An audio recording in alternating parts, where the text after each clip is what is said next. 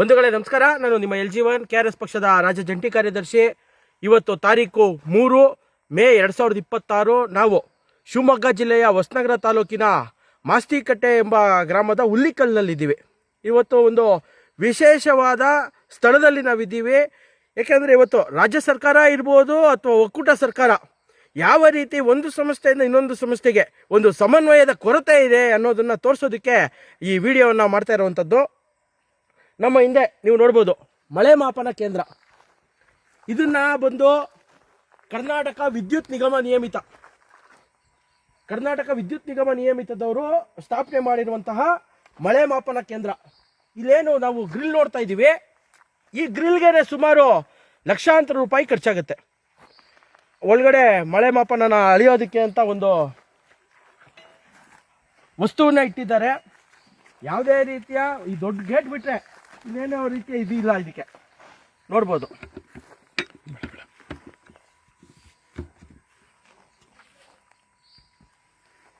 ಇದು ಕರ್ನಾಟಕ ವಿದ್ಯುತ್ ನಿಗಮ ನಿಯಮಿತದವರು ಮಾಡಿರುವಂತಹ ಮಳೆ ಮಾಪನ ಕಂಡುಹಿಡಿಯೋದಕ್ಕೆ ಎಷ್ಟು ಸೆಂಟಿಮೀಟರ್ ಮಳೆ ಆಗುತ್ತೆ ಅನ್ನೋದನ್ನ ಕಂಡುಹಿಡಿಯೋದಕ್ಕೆ ಹಾಕಿರುವಂಥದ್ದು. ಇನ್ನೊಂದು ಚಮತ್ಕಾರ, ಇದ್ರ ಪಕ್ಕದಲ್ಲೇನೆ ಮಳೆ ಮಾಪನ ಕೇಂದ್ರವನ್ನ ಯಾರು ಜಲಮಂಡಳಿಯವರು, ಜಲಸಂಪನ್ಮೂಲ ಇಲಾಖೆಯವರು ಹಾಕಿರುವಂತಹ ಇನ್ನೊಂದು ಮಳೆ ಮಾಪನ ಕೇಂದ್ರ ನೋಡಿ. ಎರಡೂ ಇಲಾಖೆಗಳು ಬಂದು ರಾಜ್ಯ ಸರ್ಕಾರದಿಂದ ನಿರ್ವಹಣೆ ಮಾಡ್ತಾ ಇರುವಂಥದ್ದು. ಯಾವುದಾದ್ರೂ ಒಂದು ಇಲಾಖೆ ಇದನ್ನು ಸರಿಯಾಗಿ ಮಾಡಿ ಇಬ್ರು ಯಾರು ಏನು ಮಳೆ ಮಾಪನವನ್ನು ಅಳಿಯೋದಕ್ಕೆ ಬರುವಂಥ ಅಧಿಕಾರಿಗಳ ಜೊತೆ ಸಮನ್ವಯ ಸಾಧಿಸಿ ಹಾಕಿರುವಂಥದ್ರಲ್ಲಿ ಎಷ್ಟು ಮಳೆ ಬಂದಿದೆ ಈ ಭಾಗದಲ್ಲಿ ಅಂತ ತಿಳ್ಕೊಳ್ಳೋದಕ್ಕೆ ಒಂದು ಇಲಾಖೆಯಿಂದ ಮತ್ತೊಂದು ಇಲಾಖೆಯವರು ಮಾಹಿತಿ ಕೇಳಿದ್ರು ಸಿಕ್ಬಿಟ್ಟಿರೋದು. ಆದರೆ ಲಕ್ಷಾಂತರ ರೂಪಾಯಿ ಹಣವನ್ನು ಖರ್ಚು ಮಾಡಿ ಈ ರೀತಿಯಾದಂಥ ಮಳೆ ಮಾಪನ ಕೇಂದ್ರಗಳನ್ನು ಇಡೀ ರಾಜ್ಯದಲ್ಲಿ ಕರ್ನಾಟಕ ರಾಜ್ಯ ವಿಪತ್ತು ನಿರ್ವಹಣಾ ಸಂಸ್ಥೆ ಒಂದು ಇಡೀ ರಾಜ್ಯದಲ್ಲಿ ಎಲ್ಲ ಪಂಚಾಯಿತಿಗಳಲ್ಲಿ ಮಳೆ ಮಾಪನ ಕೇಂದ್ರವನ್ನು ಅಳವಡಿಸಿದ್ದಾರೆ. ಆದರೆ ಇವತ್ತು ಬಹುತೇಕವಾಗಿ ಅದರಲ್ಲಿ ಅರ್ಧದಷ್ಟು ಕೆಲಸ ಮಾಡ್ತಾ ಇಲ್ಲ. ಈ ರೀತಿಯಾಗಿ ಏನು ವಿಪತ್ತು ನಿರ್ವಹಣಾ ಕೇಂದ್ರ ಅದು ಆಗ್ತಾ ಇದೆ, ಇಲ್ಲಿ ವಿದ್ಯುತ್ ನಿಗಮದವರು ಹಾಕಿದ್ದಾರೆ, ಇಲ್ಲಿ ಜಲಸಂಪನ್ಮೂಲ ಇಲಾಖೆಯವರು ಹಾಕಿದ್ದಾರೆ. ಇದೇ ಗ್ರಾಮದಲ್ಲಿ ಗ್ರಾಮ ಪಂಚಾಯಿತಿಯವರು ಸಹ ಇನ್ನೊಂದು ಕಡೆ ಎಲ್ಲಾದರೂ ಒಂದು ಕಡೆ ಮಳೆ ಮಾಪನ ಕೇಂದ್ರವನ್ನು ಹಾಕಿರ್ತಾರೆ. ಅಂದರೆ ರಾಜ್ಯ ಸರ್ಕಾರದಲ್ಲಿರುವಂತಹ ಹಣವನ್ನು ಅಭಿವೃದ್ಧಿ ಕೆಲಸಗಳಿಗೆ ಹಾಕಿ ಅಂದರೆ ರಾಜ್ಯ ಸರ್ಕಾರದವ್ರ ಕೈಲಿ ಹಣ ಇಲ್ಲ ಅಂತ ಹೇಳ್ತಾರೆ. ಆದರೆ ಈ ರೀತಿಯಾಗಿ ಒಂದೇ ಇದನ್ನು ಮಳೆ ಮಾಪನ ಕೇಂದ್ರ ಒಂದೇ ಒಂದು ಇದಕ್ಕೆ ಮೂರು ಇಲಾಖೆಯವರು ಅಥವಾ ಮೂರು ಸಂಸ್ಥೆಗಳು ಈ ರೀತಿಯಾಗಿ ಪಕ್ಕದಲ್ಲೇ ಹಾಕಿರುವಂಥದ್ದು ರಾಜ್ಯದ ಹಣ ಯಾವ ರೀತಿಯಾಗಿ ಪೋಲ್ ಆಗ್ತಾ ಇದೆ ಅನ್ನೋದಂಥ ಒಂದು ಉದಾಹರಣೆ. ಮತ್ತು ಇನ್ನೂ ಒಂದು ಚಮತ್ಕಾರವನ್ನು ಇದೇ ಸ್ಥಳದಲ್ಲಿ ನಾವು ತೋರಿಸ್ತೀವಿ. ಇದೇ ಪಕ್ಕದಲ್ಲಿ ಭಾರತ ಸರ್ಕಾರ ಏನು ಒಕ್ಕೂಟ ಸರ್ಕಾರದಿಂದ ಮಳೆ ಮಾಪನ ಕೇಂದ್ರವನ್ನು ಅವರು ಸಹ ಹಾಕಿದ್ದಾರೆ. ಇಲ್ಲಿ ನೋಡ್ಬೋದು ಯಾವ ರೀತಿಯಾಗಿ ಅವೆರಡು ಆದರೂ ಯಾರೋ ನಿರ್ವಹಣೆ ಮಾಡ್ತಾ ಇದ್ದಾರೆ ಏನೋ, ಅಲ್ಲೇನು ಅದು ಮಳೆ ನೀರು ಹೋಗೋದಕ್ಕೆ ಸುಲಭವಾಗಿ ಮಾಡಿದ್ದಾರೆ. ಆದರೆ ಇಲ್ಲಿ ಭಾರತ ಸರ್ಕಾರದವರು ಇದನ್ನು ಯಾರಿಗೆ ಮೇಂಟೆನೆನ್ಸ್ ಮಾಡೋದಕ್ಕೆ ಕೊಟ್ಟಿದ್ದಾರೆ, ಯಾಕಂದರೆ ಬಹುತೇಕವಾಗಿ ಈ ರೀತಿಯಾಗಿ ಮಾಡುವಂಥದ್ದಕ್ಕೆ ಗುತ್ತಿಗೆ ಕೊಟ್ಬಿಟ್ಟಿರ್ತಾರೆ. ಈ ಪ್ಲಾಂಟ್ ಹಾಕಿದ ತಕ್ಷಣ ಇದನ್ನು ನಿರ್ವಹಣೆ ಮಾಡೋದಕ್ಕೆ ಗುತ್ತಿಗೆ ಕೊಟ್ಟಿರ್ತಾರೆ. ಇಲ್ಲಿ ಯಾವ ಪುಣ್ಯಾತ್ಮನಿಗೆ ಗುತ್ತಿಗೆ ಕೊಟ್ಟಿದ್ದಾರೋ ನಮಗೆ ಗೊತ್ತಿಲ್ಲ. ಇಲ್ಲಿ ನೋಡ್ಬೋದು ಆಟೋಮೆಟಿಕ್ ರೈನ್ ಗಾಜ್ ಸಿಸ್ಟಮು ಇಂಡಿಯನ್ ಮೆಟ್ರಾಲಜಿ ಡಿಪಾರ್ಟ್ಮೆಂಟಿಂದ ಮಾಡಿರುವಂಥದ್ದು, ಅಂದರೆ ಭಾರತ ಸರ್ಕಾರದಿಂದ ಮಾಡಿರುವಂಥದ್ದು. ಆದರೆ ಇಲ್ಲಿ ಆ ಮಳೆ ನೀವು ಹೋಗೋದಕ್ಕೂ ಸಾಧ್ಯ ಇಲ್ಲ, ಅಷ್ಟು ಗಿಡ ಮರಗಳೆಲ್ಲ ಬೆಳ್ಕೊಂಡಿದೆ. ಆದರೆ ಇದನ್ನು ಯಾರು ನಿರ್ವಹಣೆ ಮಾಡ್ತಾ ಇದ್ದಾರೆ, ಇದಕ್ಕೆ ಗುತ್ತಿಗೆದಾರ ಯಾರು, ಇದನ್ನು ನಾವು ತಿಳ್ಕೋಬೇಕು. ಯಾಕೆ ಒಂದೇ ನೋಡ್ಬೋದು ನೀವು ಲೈನಿಗೆ 1, 2, 3 ಒಂದು ನಿಗಮದವರು, ಒಂದು ರಾಜ್ಯ ಸರ್ಕಾರದವರು, ಇನ್ನೊಂದು ಭಾರತ ಸರ್ಕಾರದವರು ಮಾಡಿರುವಂತಹ ಮಳೆ ಮಾಪನ ಕೇಂದ್ರಗಳು. ಇಲ್ಲಿ ಇದನ್ನು ಯಾರು ನಿರ್ವಹಣೆ ಮಾಡ್ತಾ ಇದ್ದಾರೆ, ನಿಜವಾಗ್ಲೂ ಇಲ್ಲಿ ಬಂದು ಮಳೆ ಎಷ್ಟು ಬಿದ್ದಿದೆ, ಮಳೆ ಎಷ್ಟು ಬಂದಿದೆ, ಎಷ್ಟು ಸೆಂಟಿಮೀಟರ್ ಮಳೆ ಆಗಿದೆ ಅನ್ನೋದನ್ನು ಖಂಡಿತವಾಗ್ಲೂ ಯಾವುದೋ ಭಾರತ ಸರ್ಕಾರದಿಂದ ಮಾಡಿರುವಂತಹ ಈ ಮಳೆ ಮಾಪನ ಕೇಂದ್ರದಲ್ಲಿ ಲೆಕ್ಕ ಮಾಡ್ತಾ ಇದ್ದಾರಾ? ನಮಗಂತೂ ಇದು ಯಾಕೆಂದರೆ ಇಲ್ಲಿ ಯಾರು ಬಂದೇ ಇಲ್ಲ ಅಂತ ಕಾಣುತ್ತೆ. ವರ್ಷಾನುಗಟ್ಲೆ ಆಗೋಗಿರ್ಬೋದು, ಯಾಕೆಂದರೆ ಈ ಕಂಬಿಗಳನ್ನು ನೋಡಿದ್ರೆ ಸುಮಾರು ವರ್ಷಾನುಗಟ್ಲೆ ಆದ್ರೂ ಇದು ಬಂದು ಇಲ್ಲಿ ಯಾರು, ಯಾಕೆಂದ್ರೆ ಅಲ್ಲೂ ಅಷ್ಟೇ ಆ ಪೋಲ್ಗಳು ನೋಡ್ಬೋದು ನೀವು, ಮುಕ್ಕಿಡ್ದಿದೆ, ಆದರೂ ಅದು ಹೆಂಗೋ ನಿಂತಿದೆ. ಯಾಕೆಂದರೆ ಈ ಮರ ಗಿಡಗಳ ರಕ್ಷಣೆಯಿಂದ ಅದು ಏನು ಆಗ್ದಲೆ ಬಿದ್ದೋಗ್ದಲೆ ಅದು ನಿಂತಿರುವಂಥದ್ದು.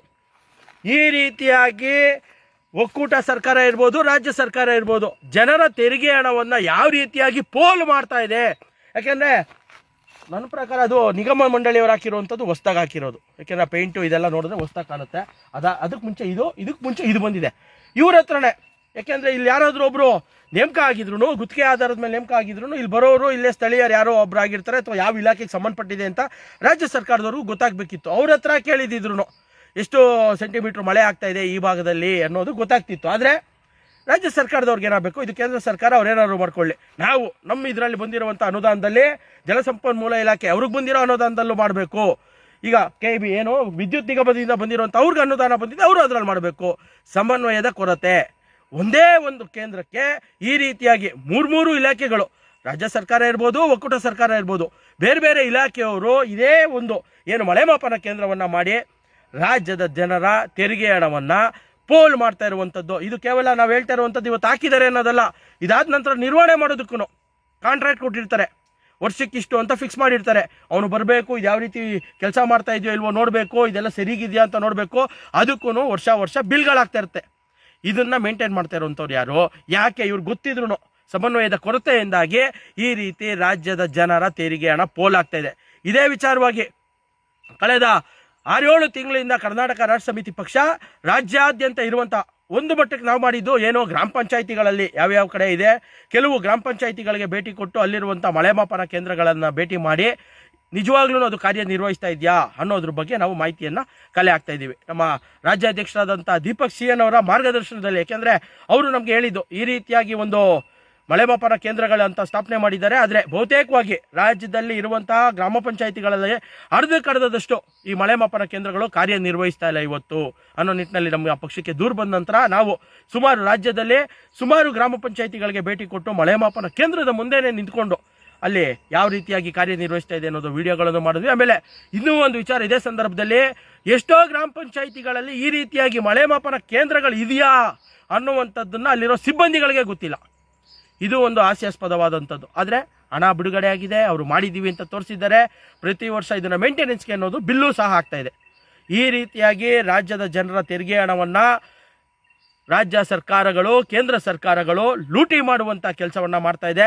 ಅದೇ ಅಭಿವೃದ್ಧಿ ಮಾಡಿ ಅಂದರೆ ಸರ್ಕಾರಿ ಶಾಲೆಗಳನ್ನು ಮಾರ್ಪಾಡು ಮಾಡಿ, ಒಳ್ಳೊಳ್ಳೆ ಶಿಕ್ಷಕರನ್ನು ನೇಮಕ ಮಾಡಿ, ಸರ್ಕಾರಿ ಆಸ್ಪತ್ರೆಗಳನ್ನು ಉದ್ಧಾರ ಮಾಡಿ ಅಂದರೆ ಹಣ ಇಲ್ಲ ಅಂತಾರೆ.